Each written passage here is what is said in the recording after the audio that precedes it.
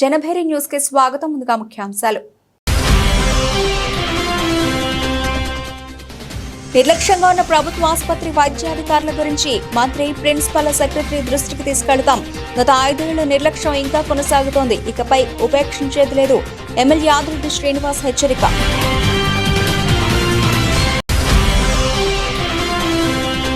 స్కాముల ఆంధ్రప్రదేశ్ గా రాష్ట్రం మారుతోంది. ఆలయాల దగ్గర భక్తుల రక్షణ గురించి పట్టించుకోని కూటమి ప్రభుత్వం.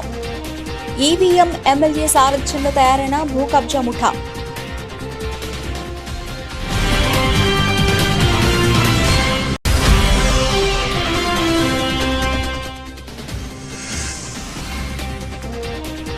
లేబర్ కోడ్లతో కార్మికుల భద్రతకు ముప్పు. మే 20 జాతీయ సమ్మెను జయప్రదం చేయాలి. కార్మికోద్యోగ సదస్సులో వక్తలు పిలుపు.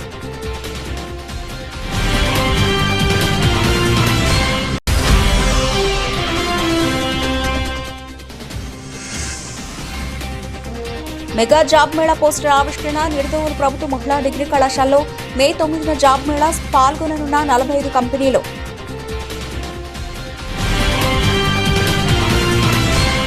రాజమండ్రి ప్రభుత్వ ఆసుపత్రిలో రోగులకు మెరుగైన వైద్య సేవలు అందించాల్సిన వైద్యాధికారులు ఇప్పటికీ నిర్లక్ష్యం వీడకపోతే ఇక సాగనంపుతామని రాజమండ్రి సిటీ ఎమ్మెల్యే ఆదిరెడ్డి శ్రీనివాస్ హెచ్చరించారు. కూటమి నాయకులతో కలిసి మంగళవారం ప్రభుత్వ ఆసుపత్రిలోని ఎంసీహెచ్ బ్లాక్, మార్చరీ తదితర విభాగాలను ఆయన పరిశీలించారు. ఈ సందర్భంగా మందులు లేవని చెబుతున్నారని పలువురు రోగులు ఫిర్యాదు చేశారు. ఆపరేషన్ చేసే వైద్యులకు 2 ఏళ్లుగా అదే యూనిఫామ్ అని, ఏసీ పని చేయడం లేదని, ఫ్యాన్లు సరిగా లేవని వైద్యుల సిబ్బంది ఎమ్మెల్యే ఆదిరెడ్డి వాసుకు ఫిర్యాదు చేశారు. అనంతరం ఎమ్మెల్యే ఆదిరెడ్డి శ్రీనివాస్ మీడియాతో మాట్లాడుతూ ఈ నిర్లక్ష్యానికి సూపరింటెండెంట్ బాధ్యత వహిస్తారా అని, ఇతర వైద్యాధికారులు బాధ్యులా అనేది తేలాలని ఆగ్రహం వ్యక్తం చేశారు. కూటమి అధికారంలోకి వచ్చి ఏడాది అవుతోందని, తాను కూటమి నాయకులతో కలిసి 15 రోజులకు ఒకసారి ఆసుపత్రి సందర్శించి రోగులకు మెరుగైన వైద్య సేవలు అందించాలని కోరుతూనే ఉన్నామని ఆయన చెప్పారు. వెంటనే మార్పు రావాలని తాము ఒత్తిడి చేయలేదని, 5 వైకాపా పాలనలో అలవాటైన నిర్లక్ష్యాన్ని వీడి వైద్య సేవలు అందించేందుకు కొంత సమయం కూడా ఇచ్చామని ఎమ్మెల్యే ఆదిరెడ్డి వాసు తెలిపారు. ఇన్నిసార్లు ఖాళీగా ఉండా వస్తున్నాం. ప్రజాప్రతినిధులు, కూటమి నాయకులు ఖాళీగా ఉండా ఇక్కడికి వచ్చేది. రోజు ఎవరైనా ఇక్కడికి వచ్చేది దేనికి? సేవ చేయడానికే. ఇదేనా ఇన్కమ్ జనరేటింగ్ పాయింటా? ఇది కాదు కదా. కానప్పుడు ఉత్తిన పనులన్నీ మానుకొని ఎందుకు వస్తారు కూటమి నాయకులు కానీ, ప్రజాప్రతినిధులు కానీ? ప్రజల శ్రేయస్సు కోసం, వాళ్ళ మంచి కోసం వచ్చినప్పుడు మెరుగ్గా పని చేయకపోతే ఏం చేస్తాం? చర్యలు తప్పవు. చెప్తా ఉన్న అధికారులందరికీ చర్యలు తప్పవు. అర్థం చేసుకోవాలి.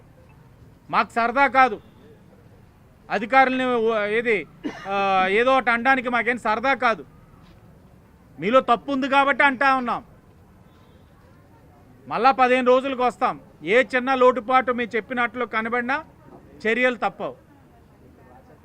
అలాగే ఎంసీహెచ్ బ్లాక్లో 150 బెడ్ ఏదైతే కొత్త సెంటర్ తయారు చేసుకుని ఉన్నామో కలెక్టర్ గారి దగ్గర ఉంది.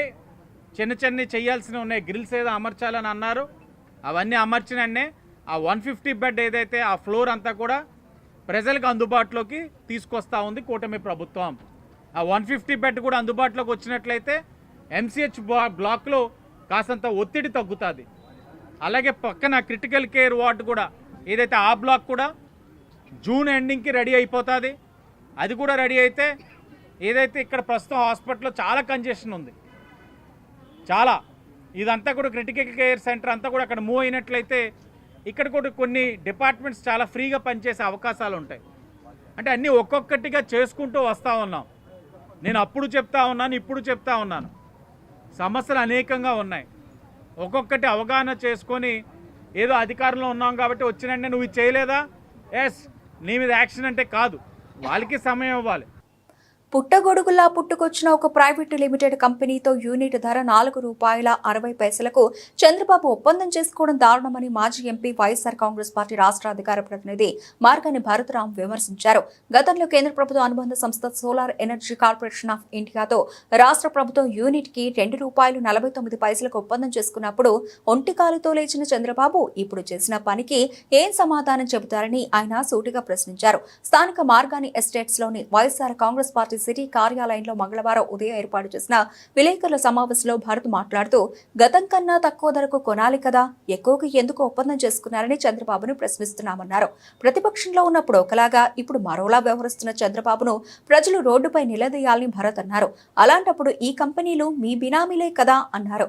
ఈ మధ్య కాలంలో రిలయన్స్ ఇండస్ట్రీస్ తో సెకి యూనిట్ ₹3 చొప్పున కొనుగోలు ఒప్పందం చేసుకుంటే చంద్రబాబు ₹4.60 ఒప్పందం ఎలా చేసుకుంటారని భరత్ ప్రశ్నించారు. అసలు ఈ ఒప్పందం గురించి పవన్ కళ్యాణ్కి తెలుసా? ఆయన ప్రభుత్వంలోనే ఉన్నారా? ఇంత పెద్ద స్కామ్ పవన్ కళ్యాణ్కు కనబడలేదా అని ప్రశ్నించారు. స్కామ్లో ఆంధ్రప్రదేశ్గా రాష్ట్రం మారుతోందని ఆయన ఎద్దేవా చేశారు.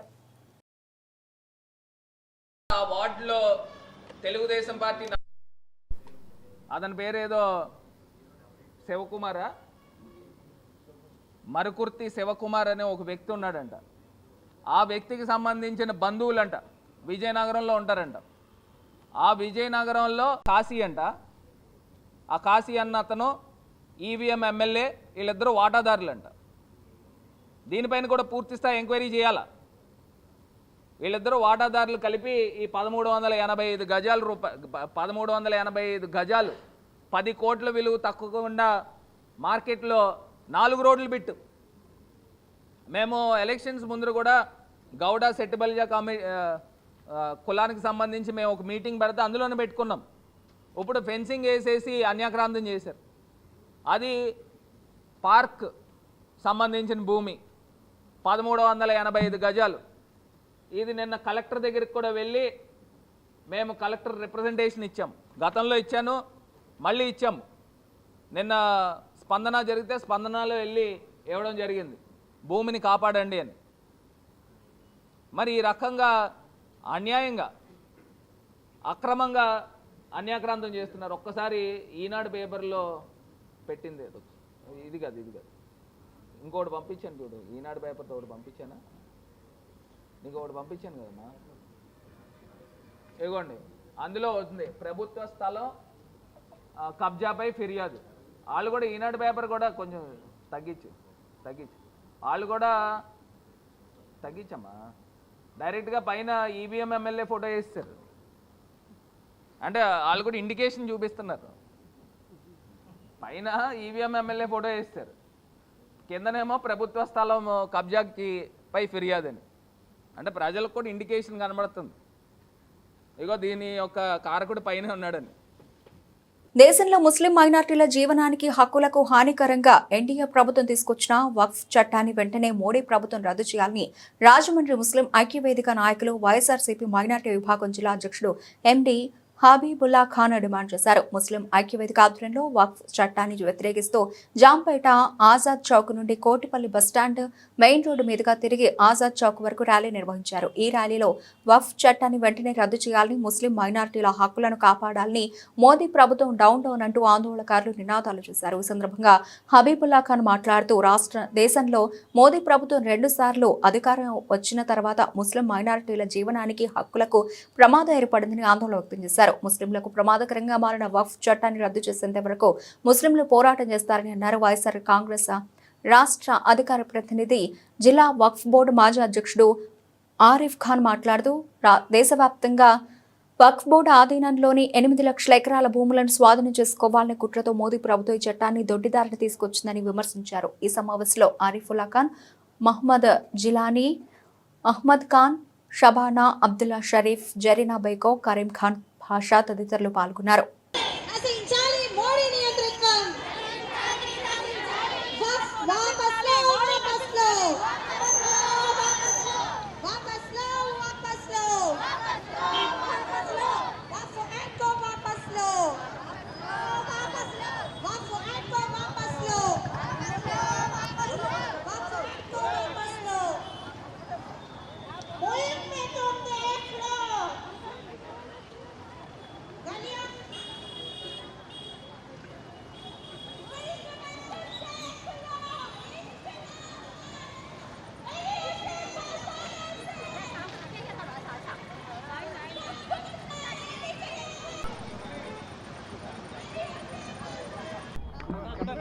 లౌకిక భారతదేశ రాజ్యాంగ స్ఫూర్తికి విరుద్ధంగా భారతదేశంలో ఉన్న ముస్లింల అస్తిత్వాన్ని ప్రశ్నార్థకం చేసే విధంగా ఎన్డీఏ ప్రభుత్వం వచ్చిన తర్వాత వారు తీసుకొచ్చినటువంటి అనేక నల్ల చట్టాల్లో భాగంగానే కంటే కొనసాగింపుగా ఈరోజు వక్ఫ్ బోర్డ్ సవరణ చట్టం 24ని తీసుకొచ్చి దాన్ని 25లో బిల్లుగా మార్చి 8 లక్షల పైచిలుకు ఉన్నటువంటి భారతదేశంలోని వక్ఫ్ బోర్డుకు సంబంధించిన భూములను 8 లక్షల పైచిలుకు ఎకరాల భూములను ప్రభుత్వం స్వాధీనం చేసుకునే ప్రయత్నం చేస్తుంది.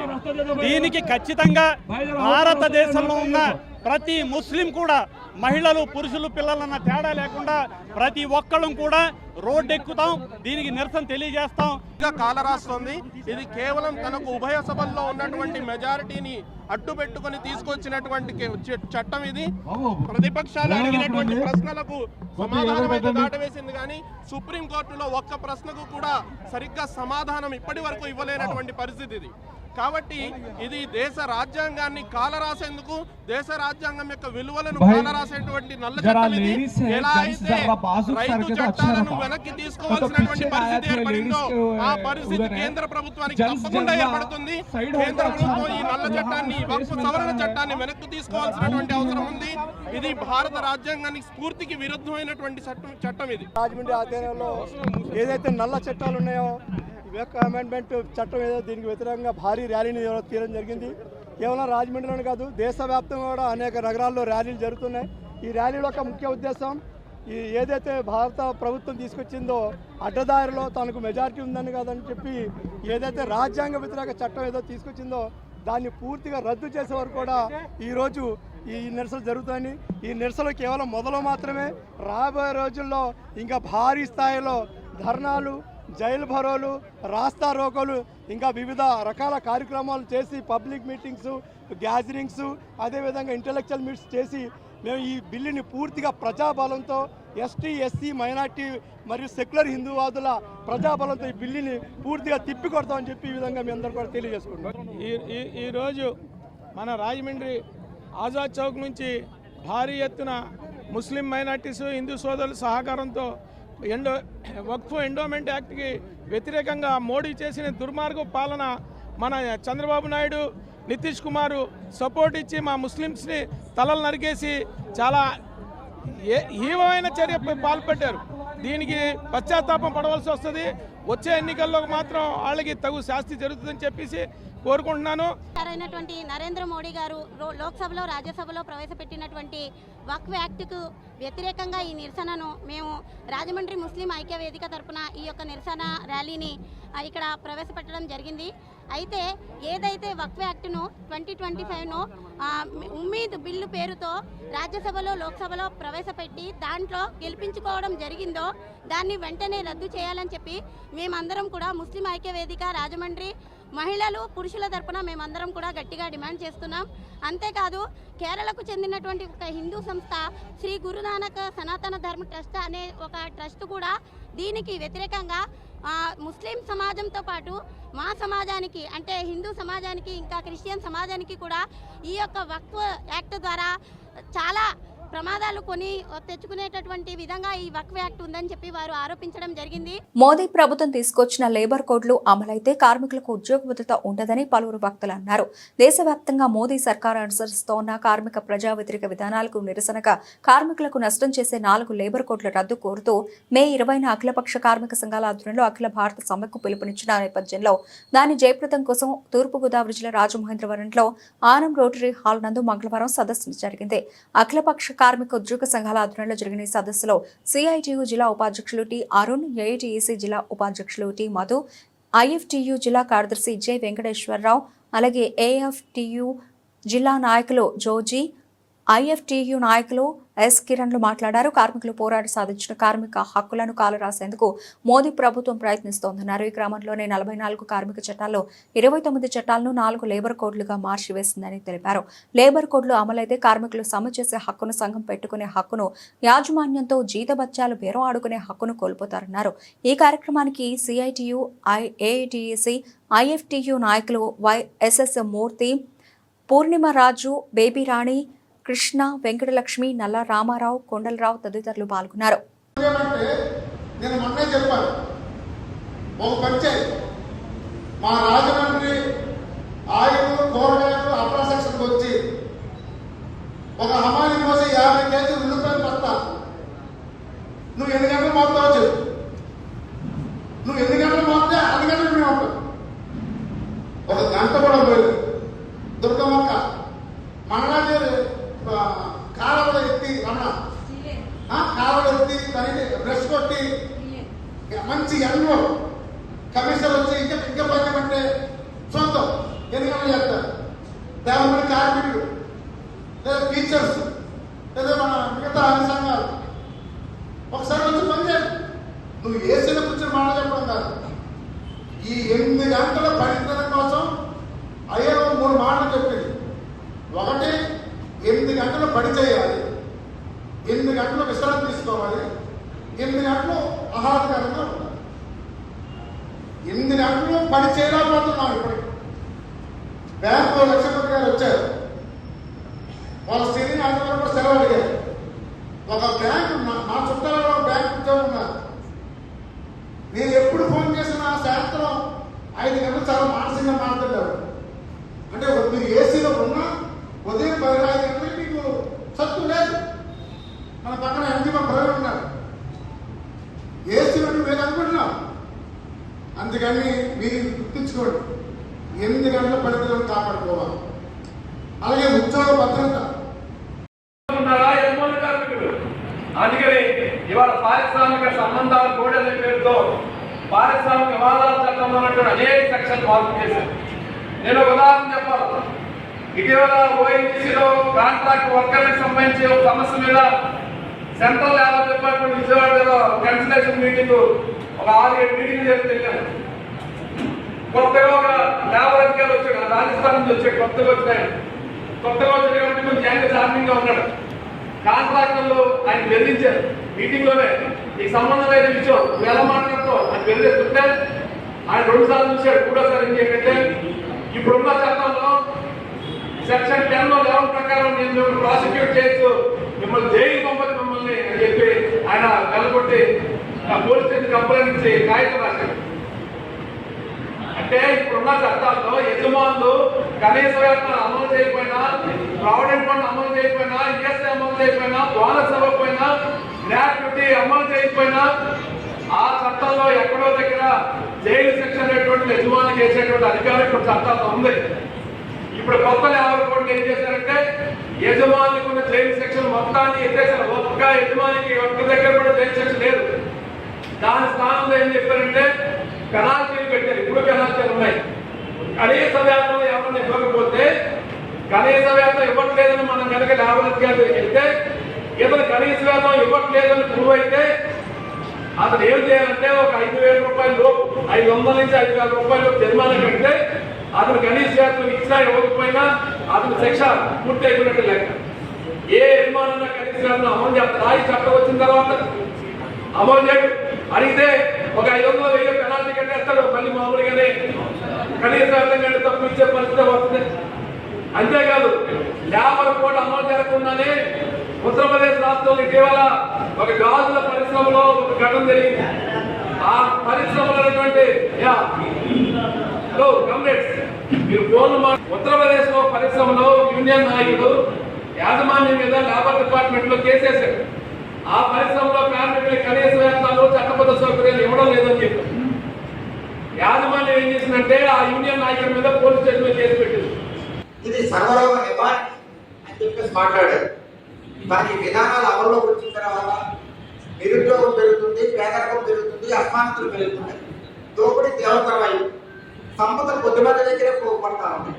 పెట్టుబడిదారులు మరింత పెట్టుబడిదారుగా మారుతా ఉన్నారు, పేదవాడు మరింత దిగజారిపోతా ఉన్నారు. ఇది ఈ విధానాల ఫలితం. అందుకనే ఈ విధానాలు వ్యతిరేకిస్తూ మనం ఇప్పటి వరకు 20 సమ్మెలు చేస్తాం. ఇది 21వ సమ్మె. దాదాపు 2020 కరోనాకు ముందు నవంబర్లో 26వ తేదీలో ఒక పెద్ద సమ్మె చేశాం.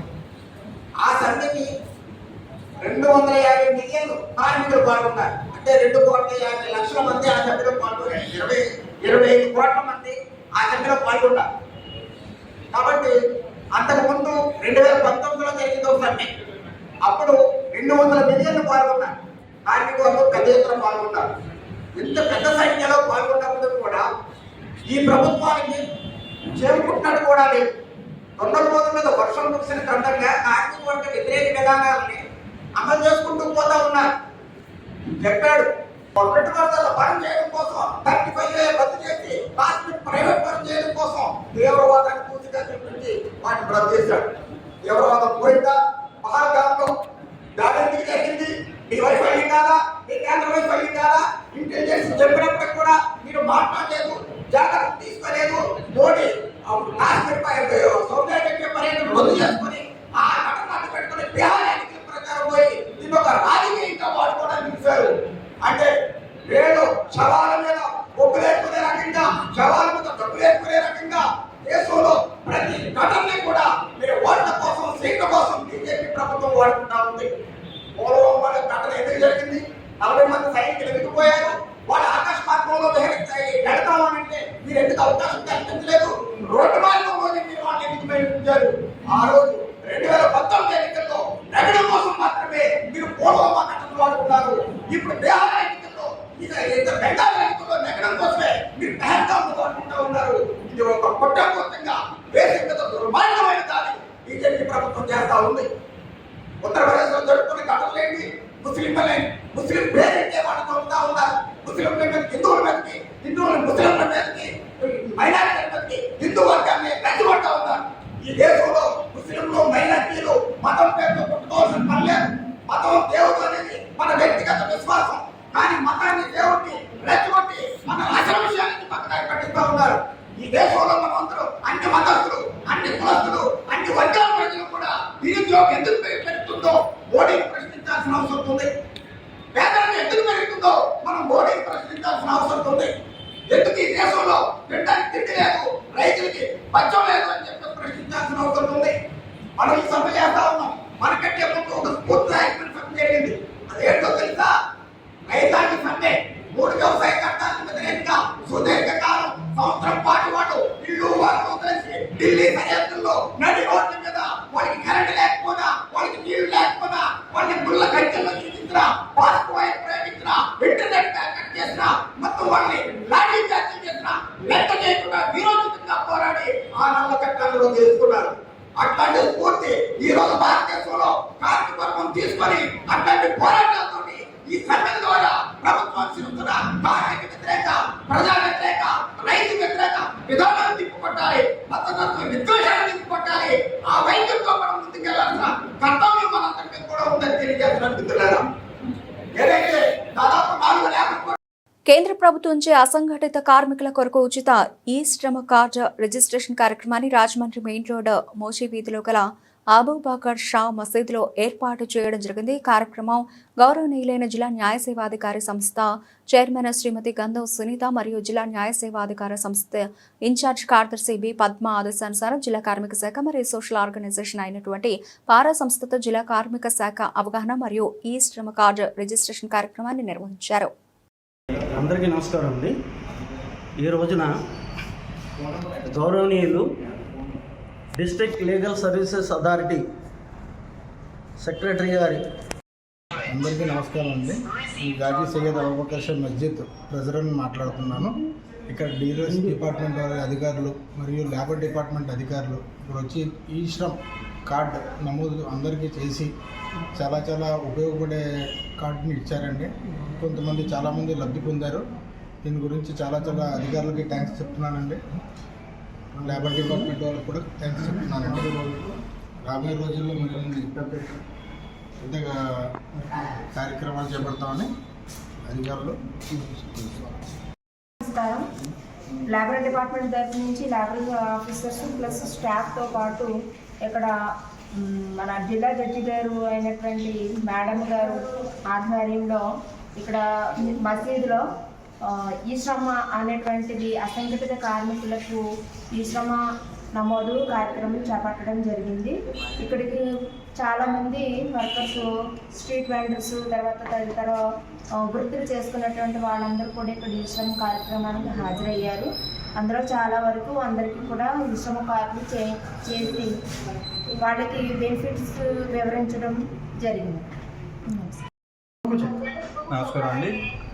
ఈరోజు గౌరవనీయులైన జిల్లా జడ్జి గారు మరియు డిఎల్ఎస్ఏ సెక్రటరీ మేడం అయినటువంటి పద్మలత గారి ఆదేశాల మేరకు ఈరోజు ఈ శ్రామ్ పోర్టల్ గురించి అవగాహన కార్యక్రమం నిర్వహించాలని రాష్ట్ర మరియు జిల్లా కార్మిక శాఖ అధికారులతో కలిసి పిఎల్విలతో లీగల్ సెక్రటరీ వారి ఆదేశాల మేరకు ఈరోజు ఇక్కడికి ఇలా గ్యాదరింగ్ జరగడం జరిగింది. ఇందులో ఏంటంటే ఈ శ్రామ్ పోర్టల్ అనేది ఒకటి ఉంది. అసంఘటిత కార్మికులకి ఇది బాగా ఉపయోగపడుతుంది. వాళ్ళకి చాలా మంచి బెనిఫిట్స్ ఉన్నాయి ఇందులో. వాటిలన్నిటి గురించి అవగాహన కల్పించడానికి మా DLSA legal aid defence council panel lawyers, తర్వాత కార్మిక శాఖ అధికారులు మరియు పిఎల్వి గారితో కలిసి ఇక్కడికి వచ్చి కొంత అవగాహన కార్యక్రమం ఇవ్వడం జరిగింది. మరియు వాళ్ళందరూ ఎవరైతే శ్రామికులు వచ్చి రిజిస్ట్రేషన్స్ చేసుకున్నారో వాళ్ళందరికీ కూడా వాళ్ళ రిజిస్ట్రేషన్ ఎలా చేయాలి ఏంటి అనేది రాష్ట్ర కార్మిక శాఖ అధికారులు చెప్పడం జరిగిందండి. Thank you. అందరికీ నమస్కారం అండి. నా పేరు అమీర్ పాషా. మేము గత కొన్ని సంవత్సరాలుగా సోషల్ వర్క్ చేయడం అన్నది అందరికీ విధేయతమే. దీంట్లోనే భాగంగా మైగ్రెంట్ వర్కర్స్ మీద మేము గత 2-3 సంవత్సరాలుగా పారా ఆర్గనైజేషన్ ద్వారాగా ఆంధ్రప్రదేశ్ మరియు తెలంగాణ రాష్ట్రాల్లో పనిచేయడం జరుగుతుంది. గత కొన్ని రోజులుగా మేము ఈ కార్యక్రమాన్ని ఏదైతే ఈ శ్రమ్ రిజిస్ట్రేషన్ డ్రైవ్ని కూడా చేస్తున్నాం. ఇదే భాగంలో డిఎల్ఎస్ఏ అథారిటీ నుండి అలాగే జిల్లా లేబర్ డిపార్ట్మెంట్ నుండి కూడా ఈ శ్రమ్ కార్డ్ రిజిస్ట్రేషన్ చేయాలి అనే మేజిస్ట్రేట్ గారి ఆదేశంతో డిఎల్ఎస్ఏ వారు, అలాగే మన కార్మిక శాఖ డిపార్ట్మెంట్ నుండి కూడా లేబర్ డిపార్ట్మెంట్ వాళ్ళు అప్రోచ్ అయ్యి ఇక్కడ మెయిన్ రోడ్, రాజమండ్రి మెయిన్ రోడ్లో ఉన్న మోచివీధిలో ఉన్న చిన్న మసీదులో ఈ కార్యక్రమం చేపట్టేందుకు ఈరోజు మేము ఇక్కడ అందరం ఏకమయ్యాము. దీని యొక్క లాభాల్ని ఎవరైతే స్ట్రీట్ వెండర్స్ ఉన్నారో, కార్మికులు ఉన్నారో, విభిన్న మన కన్స్ట్రక్షన్ వర్కర్స్ కావచ్చు, స్ట్రీట్ వెండర్స్ కావచ్చు, అలాగే షాప్లో పనిచేసుకునే వాళ్ళకి కేంద్ర ప్రభుత్వం అందించే పూర్తి బెనిఫిట్స్ని ఈరోజు వచ్చి డిఎల్ఎస్ఏ వారు అలాగే లేబర్ డిపార్ట్మెంట్ వాళ్ళు వివరించడం, దాని యొక్క లబ్ధిని ఇక్కడున్న వెండర్స్ ఈరోజు పొందడం నిజంగా చాలా సంతోషకరం. ఇలాంటి మరిన్ని కార్యక్రమాలు గండేపల్లి మండలం నీలాద్రిరావుపేట గ్రామంలో శివాలయం రోడ్లో నూతనంగా నిర్మించిన సాన్విక పారిమర్స్ వారి జాహ్నవి పీవీసీ పైప్స్ ఫ్యాక్టరీని జగ్గంపేట శాసనసభ్యులు తిరుమల తిరుపతి దేవస్థానం పాలక మండలి సభ్యులు జ్యోతుల నెహ్రూ చేతుల మీదుగా ప్రారంభించారు. సందర్భంగా ఎమ్మెల్యే మాట్లాడుతూ తమ మిత్రులు స్వర్గీయ కొత్త నరసింహారావు కుమారుడు కృష్ణ చైతన్య నూతనంగా నిర్వహిస్తున్న పైపుల తయారీ మరింత అభివృద్ధి చెందాలని, ఈ వ్యాపార రంగంలో ఉన్నత స్థాయికి ఎదగాలని దీవించారు. సందర్భంగా జాహ్నవి పీవీసీ పైప్స్ అధినేత కొత్త కృష్ణ చైతన్య మాట్లాడుతూ ఈ ఫ్యాక్టరీ ద్వారా తయారైన పైపులు గృహ అవసరాలకు, పరిశ్రమలకు, వ్యవసాయానికి నిత్యం ఉపయోగించుకోవచ్చని, ఫ్యాక్టరీ ధరలోకే వినియోగదారులకు అందించడం జరుగుతుందని, తమ వ్యాపారానికి ఆశీస్సులు అందించిన ఎమ్మెల్యే నెహ్రూకి కృతజ్ఞతలు తెలియజేస్తున్నామని అన్నారు. ఈ కార్యక్రమంలో జనసేన పార్టీ ఇన్ఛార్జ్ తుమ్మలపల్లి రమేష్, రాష్ట్ర ఆర్యవైశ్య డైరెక్టర్ కొత్త వెంకటేశ్వరరావు, ఎస్వీఎస్ అప్పలరాజు, పోతుల మోహన్ రావు, మారసటి భద్రం, కొత్త భైరవ కృష్ణ, కందుల చిట్టిబాబు, అడపాల భాస్కర్రావు, కందుల బాబ్జీ, కురుకూరి చౌదరి, తంగళ అప్పారావు, ఎంపీటీసీ గోవిందు, బొల్లమురెడ్డి రామకృష్ణ, చిట్యాల బాబ్జీ తదితరులు పాల్గొన్నారు.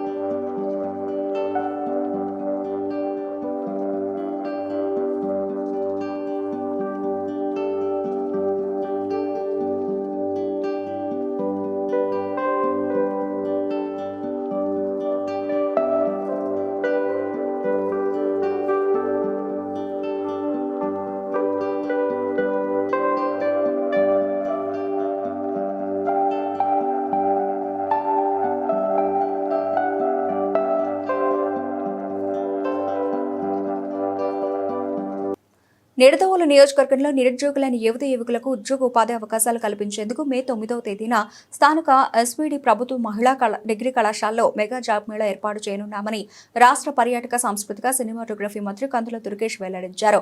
మంగళవారం నిడదవోలు మంత్రి క్యాంపు కార్యాలయంలో ఏర్పాటు చేసిన పాత్రికేయుల సమావేశంలో మెగా జాబ్ మేళా పోస్టర్ను మంత్రి కందుల దుర్గేష్ ఆవిష్కరించారు. ఈ సందర్భంగా వికాస సంస్థ సంపూర్ణ సహకారం అందిస్తుందన్నారు.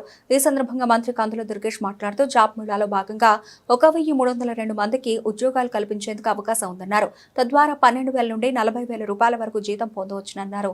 జాబ్ మేళాకు ఇసూజు, L&T కన్స్ట్రక్షన్, GMR కార్గో, పానాసోనిక్, అలాగే HDB financial services, Apollo pharmacy, ఐసోన్ ఎక్స్పీరియన్సెస్, స్మార్ట్ బ్రెయిన్స్, సాన్ space technologies, Gillette corporate, Sutherland, సినర్జిన్, ESAF, Spandana, Muthoot finance, Paisa Bazaar, Resolute, Indus, MCV, Indo MIM, Pilkington, ఇన్ఫిల్మ్, HDFC,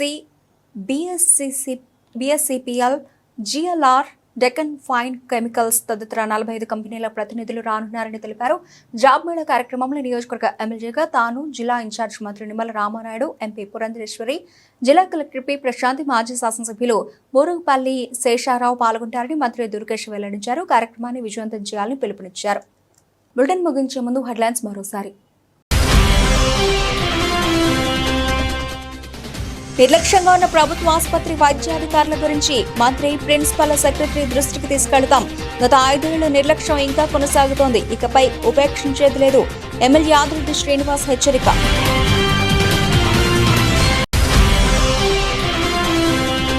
స్కాముల ఆంధ్రప్రదేశ్గా రాష్ట్రం మారుతోంది. ఆలయాల దగ్గర భక్తుల రక్షణ గురించి పట్టించుకోని కూటమి ప్రభుత్వం.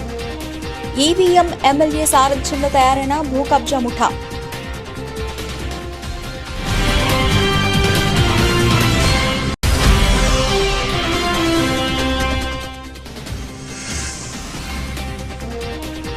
లేబర్ కోడ్లతో కార్మికుల భద్రతకు ముప్పు. మే 20 జాతీయ సమ్మెను జయప్రదం చేయాలి. కార్మికోద్యోగ సదస్సులో వక్తలు పిలుపు.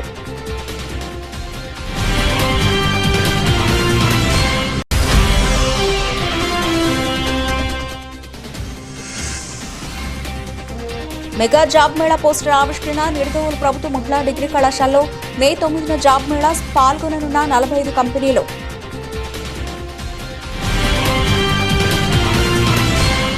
ఇవి ఇప్పటివరకు నవలసిన అప్డేట్స్. మరిన్ని అప్డేట్స్తో మళ్ళీ కలుద్దాం. అంతవరకు సెలవు. నమస్తే.